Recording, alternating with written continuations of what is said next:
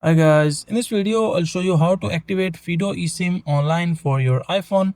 Now first of all, go to the settings of your mobile phone, and once you're inside the settings you just need to find this option called cellular, or you can just click on setup cellular. If you're not able to see this option called cellular, so you can just directly search from the above section, just search eSIM.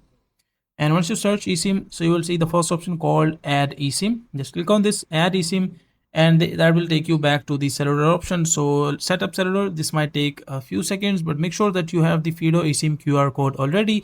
As you can see, I am able to see both of these options transfer from nearby iPhone. The second one is use QR code.